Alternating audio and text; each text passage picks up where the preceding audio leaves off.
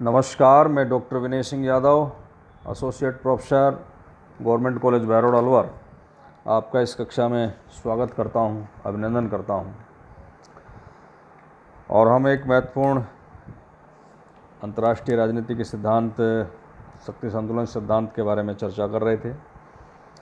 पिछली कक्षा में हमने शक्ति संतुलन सिद्धांत के बारे में पढ़ा और विभिन्न विद्वान किस तरह से शक्ति संतुलन सिद्धांत को परिभाषित करते हैं उसके बारे में जानकारी प्राप्त की। इसका मूल तत्व यही है इस सिद्धांत का कि विभिन्न राज्यों में शक्ति इस प्रकार बटी रहे कि उनमें शक्ति संतुलन रहे। विभिन्न विद्वानों ने इसको परिभाषित किया और क्विंसी राइट ने कुछ अजम्पशंस प्रस्तुत किए, उनके बारे में हमने जानकारी प्राप्त की। आज हम बात करेंगे इस शक्ति संतुलन सिद्धांत की क्या खास विशेषताएं हैं और विशेषकर अंतर्राष्ट्रीय राजनीति के विद्वान लेखक हैं पामर और परकिंस। उनकी पुस्तक है अंतर्राष्ट्रीय संबंध। उसमें उन्होंने उसकी कुछ विशेषताएं बताई हैं। तो पहली खास विशेषता जो पामर परकिंस ने शक्ति संतुलन सिद्धांत की बताई है वो ये है कि शक्ति संतुलन से अभिप्राय संतुलन से है, परंतु शक्ति संबंध अस्थायी होते हैं, इसलिए वो असंतुलित भी रहते हैं। और शक्ति संतुलन स्थापित करने के लिए राज्यों को सदैव प्रयत्नशील रहना पड़ता है। उसके लिए राज्यों को एफर्ट करना पड़ता है। ऐसे नहीं बना बनाया शक्ति संतुलन उनको मिल जाए, उनको सदैव इसके लिए प्रयत्नशील रहना पड़ता है। जैसा कि स्पाइकमैन ने लिखा है कि शक्ति संतुलन कोई दैवी वरदान नहीं है, वरन मानव द्वारा प्रयत्नपूर्वक स्थापित किए जाने वाली स्थिति है ये। तो पहली खास विशेषता तो ये होगी कि इसका संबंध संतुलन से है, लेकिन ये स्थापित करने के लिए राज्यों को प्रयत्नशील रहना पड़ता है। दूसरी विशेषता है कि शक्ति संतुलन की नीति यथापूर्व स्थिति को ज्यों का त्यों बनाए रखने की होती है, परंतु शक्ति संतुलन तभी सफल हो सकता है जब किसी राष्ट्र की नीति में परिवर्तनों को स्वीकार करने की क्षमता हो और ये नीति गतिशील हो।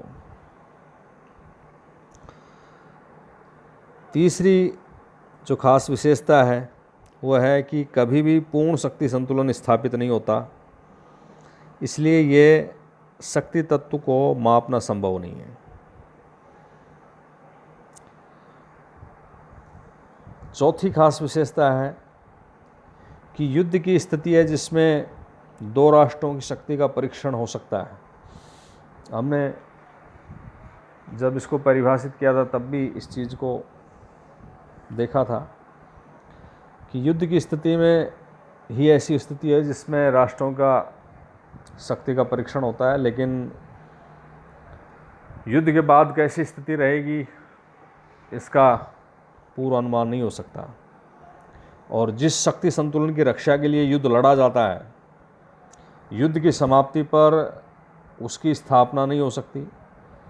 युद्ध के बाद एक नया शक्ति संतुलन जन्म ले लेता है।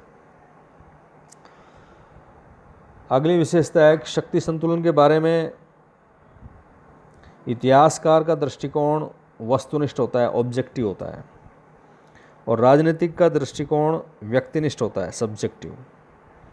जब दो विरोधी गुटों की शक्ति लगभग समान हो तो वस्तुनिष्ठ दृष्टि से संतुलन स्थापित हो जाता है।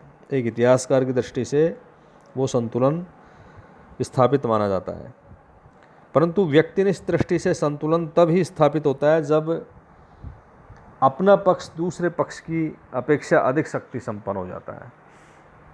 हमने ये स्पष्ट किया था, जैसे संतुलन, बैलेंस का अर्थ संतुलन होता है, लेकिन एक बैंक की भी परिभाषा होती है बैलेंस तब कहते हैं जब उसमें अवशेष हो, यानी शक्ति आपकी ज़्यादा हो। तो ये राजनीतिक की दृष्टि है कि जब संतुलन आपके पक्ष में हो तब उसको शक्ति संतुलन कहा जाता है। एक विशेषता है शक्ति संतुलन के सिद्धांत का उपयोग लोकतांत्रिक और सर्वाधिकारवादी यानी डेमोक्रेटिक और जो डिक्टेटरशिप जहाँ पर है, दोनों प्रकार के राज्य इस सिद्धांत के का उपयोग करते हैं। और सातवीं विशेषता है कि शक्ति संतुलन के मामले में केवल बड़े राष्ट्र ही हिस्सेदार होते हैं, अन्य राज्य तो केवल उसके उन राज्यों के मार्गदर्शन के रूप में ही काम करते हैं। तो ये शक्ति संतुलन सिद्धांत की कुछ खास विशेषताएं हैं कि शक्ति संतुलन केवल सिद्धांत में बड़े जो राष्ट्र हैं वही खिलाड़ी होते हैं, छोटे राष्ट्र तो इनके शिकार बनते हैं या दर्शक के रूप में रहते हैं, उनके मार्गदर्शन में उनका काम होता है। तो ये पामर परकिंस ने शक्ति संतुलन सिद्धांत की कुछ खास विशेषताएं बताई हैं। अब शक्ति संतुलन को स्थापित करने के लिए अनेक उपाय काम में आते हैं, तो उनकी थोड़ी चर्चा करते हैं कि वो कौन से साधन हैं जो शक्ति संतुलन स्थापित करने में काम आते हैं। Methods for maintaining the balance of power. तो उसमें कुछ खास चीज़ें हैं, जैसे शस्त्रों का भंडार करना, प्रदेशों पर अधिकार करना, इसके अलावा अंतस्थ राज्य यानी मध्यवर्ती बफर स्टेट की स्थापना करना, संधियां, हस्तक्षेप, भेद नीति इत्यादि। शक्ति की श्रेष्ठता बनाए रखने के लिए मार्गन्थ्यू एक जो अंतर्राष्ट्रीय राजनीति के प्रसिद्ध विचारक हैं, विद्वान हैं, उन्होंने शस्त्रों की होड़ का जिक्र किया है। जब कभी कोई राष्ट्र अपनी सैन्य शक्ति बढ़ाता है तब उसके प्रतियोगी राज्य जो हैं, उसके जो अपोनेंट हैं, उससे जो प्रतिस्पर्धी राज्य हैं, वो भी उसकी बराबरी में आने के लिए शस्त्रों की होड़ में पड़ जाते हैं। और शस्त्रीकरण की ये होड़ शक्ति संतुलन के लिए की जाती है। फॉर एग्जाम्पल, द्वितीय विश्व युद्ध के बाद अमेरिका और सोवियत संघ में शस्त्रीकरण की ऐसी होड़ लगी थी, परंतु ऐसे शस्त्रीकरण से जो शक्ति संतुलन स्थापित होता है वो अस्थिर होता है। कभी कभी निशस्त्रीकरण का प्रयोग के द्वारा भी शक्ति संतुलन स्थापित करने की कोशिश की जाती है, और यही कारण है कि निशस्त्रीकरण की समस्या पर बार बार विश्व की सर्वोच्च राजनीतिक संस्थाओं के द्वारा विचार किया जाता है। यद्यपि ये बात भी ठीक है कि जो निशस्त्रीकरण है उससे शक्ति संतुलन स्थायी रूप से होगा, परंतु ये तब तक प्रयोग में नहीं आ सकता जब तक सभी राज्य इसे अपना नहीं लें। तो एक उपाय, एक या साधन जो है शस्त्रों को भंडार करने से संबंधित है। दूसरा है प्रदेशों पर अधिकार। शक्ति संतुलन स्थापित करने का दूसरा तरीका अधिक से अधिक क्षेत्र पर कब्जा कर लेना है। जब कभी इस तरीके का उपयोग किया जाता है, इसको प्रयोग में लिया जाता है, तब एक राष्ट्र अपनी शक्ति बढ़ा लेता है। शर्त यह है कि दूसरे पक्ष के राष्ट्र तत्काल अपनी शक्ति बढ़ाने के लिए कार्रवाई नहीं कर रहे हों। विशेष परिस्थितियों में शक्तिशाली राज्यों ने प्रदेशों को जीतकर संतुलन की स्थापना की है, और जब जब ऐसा हुआ है प्रदेशों को जीतने वाले राज्य की शक्ति में वृद्धि हुई है। कभी कभी ऐसा भी होता है कि शक्तिशाली राज्य जब कुछ हिस्सा जीत लेता है तो विजित प्रदेश का कुछ हिस्सा उसे अन्य राज्यों में बांटना पड़ता है। एक और साधन है, वो है अंतस्थ राज्य या क्षेत्र की स्थापना करना। संतुलन स्थापित करने के लिए एक तरीका जो अक्सर काम में लाया जाता है वो है कि शक्तिशाली राज्यों के बीच में एक अंतस्थ राज्य या क्षेत्र की स्थापना करना होता है, और ये अंतस्थ राज्य शक्तिशाली नहीं होता है, लेकिन इसके दोनों ओर के जो राज्य होते हैं इसको अपने प्रभाव में लाने की कोशिश करते हैं। कभी कभी दोनों ओर के राज्य आपस में समझौता कर लेते हैं और इस अंतस्थ राज्य का महत्व घट जाता है। अंतस्थ राज्य को हम मध्यवर्ती राज्य या बफर स्टेट भी कह सकते हैं। ऐसा राज्य जो दुर्बल हो, जो दो बड़े शक्तिशाली देशों के बीच में स्थित होता है, तो उसको बफर स्टेट कहते हैं। एक और साधन है संधियाँ। शक्ति संतुलन स्थापित करने का एक तरीका है मैत्री संधियाँ या विभिन्न प्रकार के अलायंसेस कायम करना है। अंतर्राष्ट्रीय राजनीति में राष्ट्र शत्रु राज्य की शक्ति को मर्यादित करने के लिए अन्य राज्यों के साथ अनाक्रमण संधि कर सकते हैं कि भाई हम एक दूसरे पर कोई आक्रमण नहीं करेंगे। वे किसी अन्य राज्य को सैनिक या आर्थिक सहायता इस आधार पर दे सकते हैं कि सहायता प्राप्त करने वाले राज्य की शक्ति में वृद्धि होने के फलस्वरूप संतुलन स्थापित हो जाए, बैलेंस हो जाए।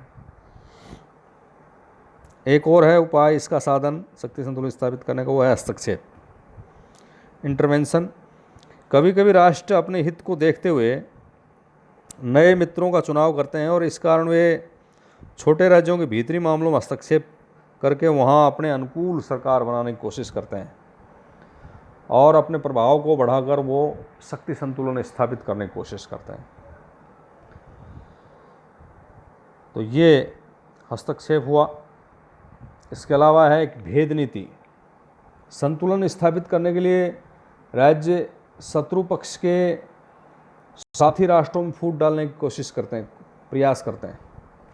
विरोधी पक्ष के मित्रों को विरोधी से अलग करने, उसको अलग करके और शक्ति वितरण बदलने का ये जो तरीका है काफ़ी पुराना है और इसमें विरोधी के मित्रों को या तो तटस्थ रहने के लिए या फिर अलग रहने की स्थिति में उनको मजबूर कर दिया जाता है या फिर उनको अपना मित्र बना लिया जाता है। तो ये उपयुक्त जो साधन है शक्ति संतुलन स्थापित करने के साधन है। इसके बाद हम बात करेंगे इस सिद्धांत के मूल्यांकन से संबंधित कि भाई इस सिद्धांत में क्या तो इसके उद्देश्य थे, इस सिद्धांत का क्या लाभ हुआ, क्या ये शक्ति संतुलन सिद्धांत आज पुराना पड़ गया क्या, तो उन पर हम चर्चा करेंगे। तो सबसे पहले हम जानेंगे कि शक्ति संतुलन सिद्धांत के क्या उद्देश्य थे या इससे क्या लाभ हुआ। तो इसके उद्देश्य कहें या लाभ कहें, उसमें पहला है कि इस सिद्धांत से छोटे राज्यों की स्वाधीनता सुरक्षित रही है। यदि सभी राष्ट्र समान रूप से शक्तिशाली होंगे तो किसी भी राष्ट्र को प्रबल शक्ति होने का अवसर इसमें नहीं मिलते हैं और प्रथम शक्ति वाला राष्ट्र ही शक्ति महत्वाकांक्षी या आक्रमणकारी राष्ट्र बन सकता है। शक्ति के समान वितरण से छोटे राज्यों की स्वाधीनता को इसमें खतरा नहीं होता। दूसरा लाभ शक्ति संतुलन सिद्धांत से है वो अंतर्राष्ट्रीय शांति का इससे पोषण होता है, इसी से रिलेटेड है। यह कारण स्पष्ट है कि यदि विभिन्न राष्ट्रों या राष्ट्र समूहों में शक्ति का समान वितरण हो तो कोई भी राष्ट्र या राष्ट्र समूह आक्रमणकारी बनने का साहस नहीं करेगा और संतुलन को कायम रखने के लिए आक्रमण को रोकना, निसंदेह शांति को कायम करना है तो शांति बनी रहेगी। तो उससे ये बेनिफिट हुआ। तीसरा शक्ति संतुलन का लाभ ये भी है कि अंतर्राष्ट्रीय कानून का अस्तित्व बना रहता है। इसमें ओपनहीम कहते हैं कि अंतर्राष्ट्रीय कानून के अस्तित्व के लिए शक्ति संतुलन एक अनिवार्य व्यवस्था है, आवश्यक व्यवस्था है। अंतर्राष्ट्रीय कानून को लागू करने वाली कोई केंद्रीय सत्ता नहीं है, अतः शक्ति संतुलन पर ही अंतर्राष्ट्रीय कानून का क्रियान्वयन आधारित होता है। अब सवाल ये उत्पन्न होता है कि वर्तमान परिस्थिति में शक्ति संतुलन क्या पुराना तो नहीं पड़ गया? वर्तमान परिस्थिति में वो लागू होता है कि नहीं होता है? आर्गेंस्की कहते हैं कि शक्ति संतुलन सिद्धांत वर्तमान परिस्थिति में लागू नहीं होता। मार्गन्थु इस बात को नहीं मानते और उनका कहना है कि अंतर्राष्ट्रीय शक्ति कानून शक्ति संतुलन के सिद्धांत में दोष नहीं है, दोष परिस्थितियों में है जिसके कारण इस सिद्धांत को लागू किया जा रहा है। पामर परकिंस जो विद्वान हैं उन्होंने शक्ति संतुलन सिद्धांत के लिए कुछ अनफेवरेबल कंडीशंस का जिक्र किया है, जिसके आधार पर विद्वान ये क्वेश्चन मार्क करते हैं कि क्या शक्ति संतुलन सिद्धांत पुराना पड़ गया है। तो उसमें पामर परकिंस ने कुछ अनुपयुक्त दशाएं बताई हैं इसके लिए। वो है शक्ति संतुलन सिद्धांत उस समय ठीक से चलता था जब यूरोप में समान शक्ति वाले अनेक राज्य थे, लेकिन द्वितीय महायुद्ध के बाद जो ध्रुवीकरण की स्थिति पैदा हुई जिससे शक्ति संतुलन लागू नहीं रहा। दूसरा उन्होंने कहा है कि अणु आयुद्धों ने भी शक्ति संतुलन की जो परंपरागत मान्यताएं हैं उनको समाप्त कर दिया है। जब युद्ध का ऐसा स्वरूप होगा कि कोई उसे आमंत्रित करने का दुस्साहस ही नहीं करेगा। तीसरा, राष्ट्रों की शक्ति में अंतर बढ़ता जा रहा है और महाशक्तियाँ अधिक शक्तिशाली और छोटे राज्य कमज़ोर होते जा रहे हैं। चौथा, उन्होंने बताया कि सामूहिक सुरक्षा कलेक्टिव सिक्योरिटी, अंतर्राष्ट्रीय कानून और अंतर्राष्ट्रीय संगठन यूएनओ के बढ़ते प्रभाव ने शक्ति संतुलन सिद्धांत को कम प्रभावकारी बना दिया है। तो ये पामर परकिंस ने कुछ दशाओं का वितरण प्रस्तुत किया है। इसमें एक विद्वान हुए आइनिस क्लॉड, उनका ये मानना है कि शक्ति संतुलन सिद्धांत के सफल क्रियान्वयन के लिए कुछ बातें आवश्यक हैं, कुछ कंडीशन आवश्यक हैं, उनका होना ज़रूरी है। तो उन्होंने कुछ परिस्थितियाँ बताई हैं, वो ये हैं कि शक्ति थोड़े से पर केंद्रित न होकर के व्यापक रूप से बहुत से राज्यों के बीच में विभाजित होनी चाहिए, पहली खास बात। दूसरा, नीति का नियंत्रण उन लोगों के द्वारा होना चाहिए जो राजनीति के खेल के दक्ष खिलाड़ी हों, एक्सपर्ट हों, जो किसी विचारधारा के साथ बंधे नहीं हों। तीसरा, शक्ति के तत्व सीधे साधे स्थायी होने चाहिए। सीधे साधे इसलिए ताकि उनका सही अनुमान लगाया जा सकते, सही उनके बारे में अनुमान हो सके। स्थायी इसलिए ताकि उनके आधार पर भविष्य की घटनाओं के संबंध में सही अंदाज़ा लगाया जा सके, प्रेडिक्शन किया जा सके। चौथा, युद्ध पर आने वाला व्यय इतना अधिक हो कि राज्य इसे आसानी से बर्दाश्त नहीं कर सके। साथ ही वह इतना अधिक भी नहीं होना चाहिए कि लोगों को युद्ध की धमकी का विश्वास ही ना हो। पांचवा, स्थापित व्यवस्था को दी जाने वाली चुनौतियां क्रांतिकारी नहीं होनी चाहिए। और अंतिम, यथासंभव एक संतुलनकर्ता होना चाहिए, यानी एक ऐसा राज्य हो जो अपना भार किसी भी पलड़े में रखे तो कभी इस पलड़े में बैलेंस की स्थिति बनी रहे। शक्ति संतुलन सिद्धांत की आलोचना भी की जाती है कि भाई ये राज्यों में शक्ति के संचय करने के लिए उसको प्रेरित करता है उनको, और इस शक्ति संतुलन व्यवस्था में राज्य भयग्रस्त होते हैं क्योंकि कभी शक्ति का बैलेंस इस पक्ष में कभी उस पक्ष में, तो अपने पक्ष में बनाए रखने के लिए युद्ध की स्थितियां बनी रहती हैं। और शक्ति संतुलन शक्ति का आदर्श वितरण नहीं करता।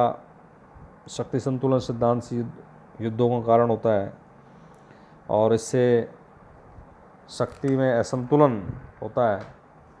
तो ये इसकी आलोचना की जाती है और ये कहा जाता है कि पुराना पड़ गया है, लेकिन इसके बावजूद भी जो शक्ति संतुलन सिद्धांत है अंतर्राष्ट्रीय राजनीति का आधारभूत सिद्धांत है। और आज की जो परिस्थितियां हैं उसमें सोवियत रूस के विघटन के बाद ये कहा जाने लगा कि भी एक ध्रुवीय विश्व हो गया, लेकिन हम देखते हैं कि इन वर्तमान दशकों में सोवियत रूस का जो प्रतिनिधि राज्य के रूप में अब रूस आया है, वो महाशक्ति की तरफ उसका पुनरुत्थान हो रहा है। और रूस अपने तेल प्राकृतिक गैस के अथाह भंडारों के बल पर सैनिक महाशक्ति के साथ आर्थिक महाशक्ति के रूप में उभर रहा है। इसके अलावा जर्मनी, जापान, यूरोपीय संघ भी अपनी शक्ति अर्जित कर रहे हैं।